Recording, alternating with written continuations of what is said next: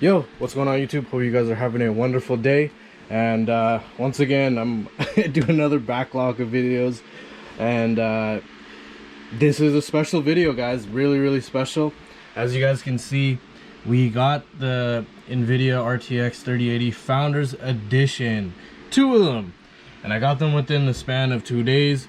I'm super happy. If you guys don't know, I've been chasing this card for probably about a year now.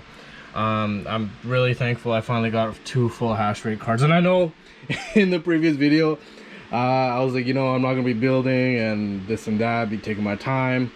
Well, things change quick, especially if you're a miner, so I apologize for that, but it's whatever. And this card right here is actually a 3080 for the Win 3 non-LHR B stock, so it is refurbished but non-LHR. And just to give some more context, you guys know I picked up this 3090 for the Win 3, and you know, it does have terrible thermals. It does need thermal pad replacement. The VRAM temp is, you know, 96 degrees Celsius, and the core is pretty much at like 51 degrees Celsius. If you guys don't know, my basement is actually super hot. The ambient temperature is really bad because I do have about 22 cards in that other room back there. So unfortunately, I do need to figure out a cooling solution for this basement area. What I'm going to be doing today is putting these cards all together into that frame that Red Panda Mining sent me that I won in this giveaway. And yeah, man, unfortunately I'm going to have to put the test bench testing on hold to get these cards running for now. I do have a spare motherboard at a friend's place that he said he was going to give to me. So I'm going to try that out. He said that there was something wrong with the hard drive. I do have some spare RAM for that rig, but that's a whole nother video. I don't know if it's working, but worst case scenario, I'll just buy another one of these. They're fairly cheap anyways. The B560A gaming Wi-Fi. But yeah, man, so in this video I'm going to unbox the cards. Enough talking. I'm going to unbox the For the Win 3, and I'll unbox the Founders Edition as well and inspect it and show you guys. However, me building this rig really depends on this card. If I get what I'm going to do is I'm going to shut this off. I'm going to pull this card out and I'm going to test this card. And if the thermals automatically go to 100 or 98C, I'm probably not going to do anything. I'm not going to be building anything, just because, you know, pretty much now I have these 2 cards that need thermal pad replacing. My cards from like a year ago need thermal pad replacing. I may just opt to do it all at once and just not even bother running it if we're going to be hitting that type of like thermal throttling and losing hash rate anyways. So we'll see what happens, so we'll test that. But for now, I'll just unbox it for you guys, and then we'll go test it out, see what the thermals are, and if it's okay, I'll build the rig. If not, I'll come back and let you guys know. So just give me a few seconds. Let me put on the chest harness. This is the moment of truth. This is the card that I've wanted the most out of every single RTX card. Actually, it was a For the Win 3 for the longest time, but then I didn't even realize NVIDIA had their own cards, and I got that 3070 For the Win, no, 3070 FE, and that card was really nice. And I was like, actually no, at the time they never had these cards in stock for Canada in general. It was actually a US only thing, but they actually brought them to Canada because people probably kept asking for it. And then yeah, man, they're now here in Canada, and I've managed to get 2 of them. So let's pull this out. Let's see. Kind of a weird layout, but oh my god, guys, this is so nice. It feels really nice too. Like, you guys don't even know. It feels so nice just to touch this and just to have my hands on it. Like, the amount of time I've been waiting, like a year, man. I've been trying almost every Best Buy drop.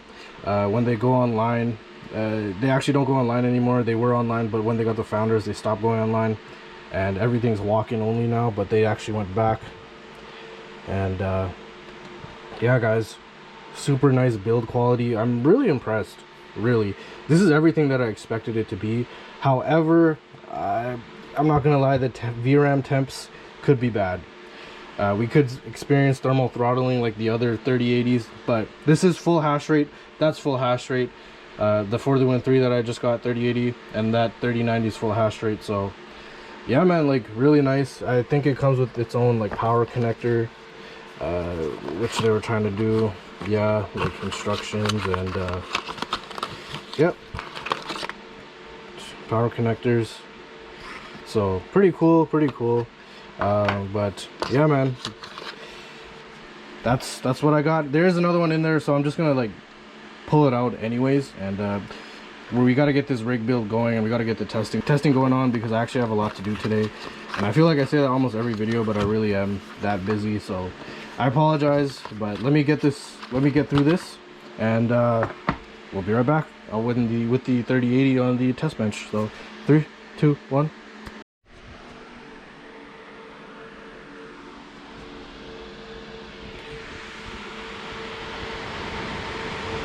All right, guys, we are back, and guess what, guys? I think someone had redone the pads on this card.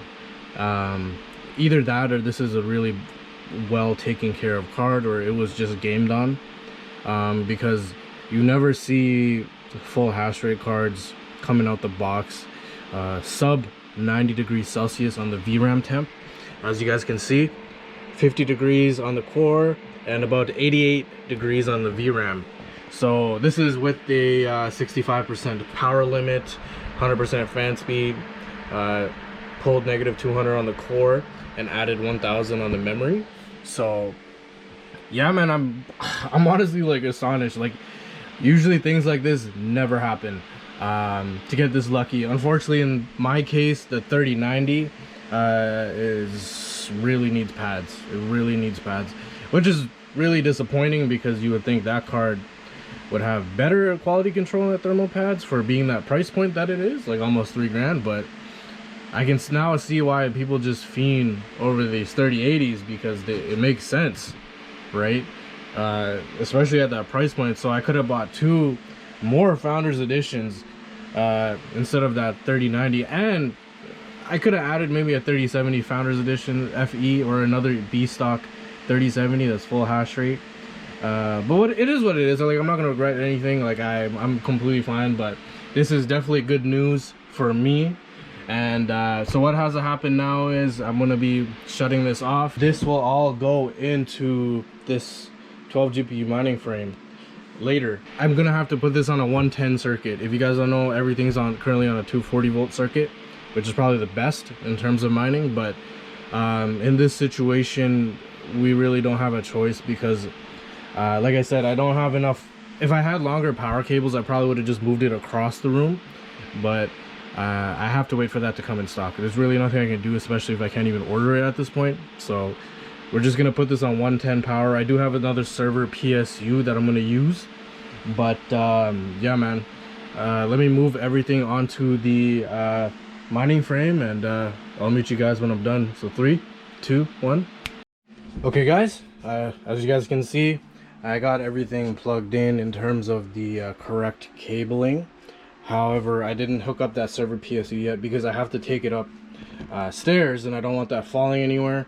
So I'm gonna have to connect that upstairs. And yeah, man, everything's like hooked up. I know it looks kind of messy. I'll try to tidy it up. It's a temporary thing, and yeah, man, it could stay like this. However, I'm gonna be honest, I don't want to have another server power supply for a build like this.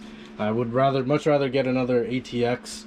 Reason being, I would rather have them both uniform, or just both server, because I don't like mixing and matching. Because if you guys don't know, if you're gonna mix and match, you gotta plug in this first, and then you gotta power this on next, right? So doing that is gonna be really annoying if I have to troubleshoot.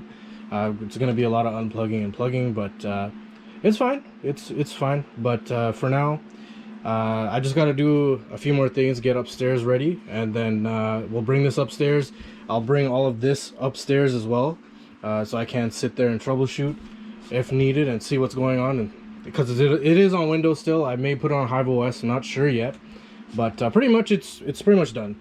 I just got to plug it into the breakout board, and we're good. So I'll meet you guys upstairs. So 3, 2, 1. All right, guys. we are back, and as you guys can see, everything is assembled here. We got the 3090 on the corner at the top. We got the 3080 for the Win 3 on the other corner, and then we have the two 3080 Founders right here. Yes, I know it's on carpet, forgive me, but we have this plugged in. You know, we have the ATX plugged in as well, secured. Everything's good. Don't mind the cable managing, but like I said, if you have a server PSU like that and you're hooking it up with the ATX, yes, it can work, but you need to plug it in first. So we have this cable in. Let's plug it in. Okay, card came on. Let's plug this in. Okay, and then let's power it on. Here we go. You guys can see the RAM came on. Let's see what's going on with the screen. No smoke, which is good. But yeah, man. Okay, keyboard came on. Let's see. Let's see. Give me a sec. I gotta put in my password. As you guys can see, we have the 3080, 3080, and then 3090 at the very bottom. So, good thing. It's detecting everything. Like I said, it's currently working. Let me set up some overclocks. Let's see what happens when I put it to mining. And hopefully it doesn't get too hot in here. I'm lucky I got a window up there, but yeah, man. So give me a few seconds and I'll be right back. And let's get it mining. Okay, guys, we're actually up and mining. Everything's all good. Yeah, man. Mining no problem on two miners. Getting about 410 mega hash on this rig. It's approximately pulling at 975 watts. I may put this on Hive OS since the VRAM temps look pretty good actually up here. You can see that 3090 is actually going up to 121, 96C. It's okay. This is without the window open. For the Win 3 is at 82, 84 degrees C for the VRAM, which is really good. And the two Founders, one's at 90, one's at 84. That's okay at 214 watts, really good efficiency. And yeah, man, 95 mega hash each. I can't complain. Like, we could push it harder. I don't want to. Like, that's really good efficiency. And like I said, this is without me opening the window, so I'm just gonna let this run for a bit. Like I said, this should be a temporary thing. I know 100% in the spring/summer we can't do this because it's gonna get way too hot in here. But yeah, man, everything went well. I'm glad. It was actually really tiring bringing this all over the place and stuff. So yeah, man, super glad that everything came out nice, working fine. Got the Founders editions running, got all that hash. So we're actually at 1.7 giga hash now, which is insane because like a few months ago we were only at like what, like 200 mega hash, like 300, 400, you know, crazy. Now 1.7. So definitely some big gains. Will I be adding more cards? I may. No, actually no. Since it's only pulling 975 watts,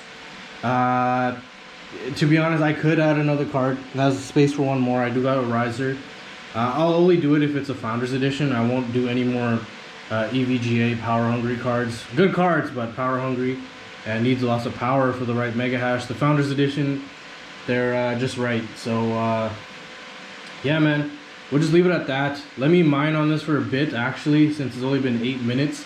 I'll come back and update you guys in about like an hour, and we'll see if everything is stable and my overclocks are stable.